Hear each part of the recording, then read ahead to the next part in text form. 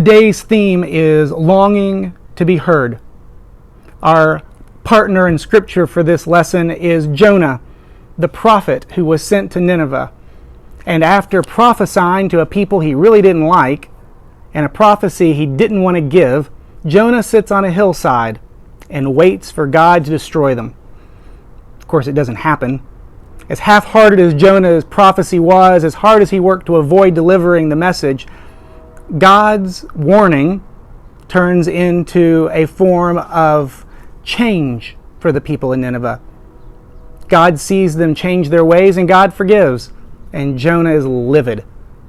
Jonah knew God would forgive them. That's why Jonah didn't want to go in the first place. He wanted to keep them as other, as them. He didn't want to have to face his biases or have them challenged.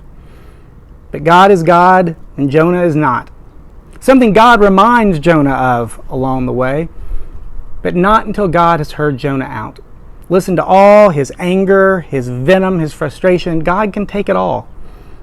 Jonah is heard and known and understood by God, something we often long for.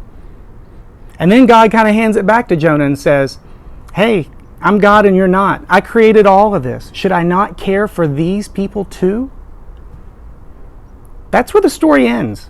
We don't get reconciliation. We don't get closure. We don't even get to know what Jonah thinks at the end. It's not really as much a story of prophecy as it is a parable of a bad prophet. There was once a prophet that God sent to Nineveh who ran away. He went the other direction. He found himself in the belly of a large fish that spat him up on the shore. He was still mad about it, so he prophesied from a distance, uttering the one line of prophecy in the entire book of Jonah. Quickly, loudly, and then running away to the hillside to watch it burn, the bad prophet sat, and then was mad when it didn't happen. A plant grows up over him to shade him in his discomfort, in his whining, in his complaining. God sends a bug, a worm, to bring the plant down. Jonah complains about the plant and then pours his heart out to God. And God says, I'm God and you're not. What are you going to do about it? Are we ready to pour our hearts out to God like the prophet? Are we ready to bring ourselves to God, the good and the bad?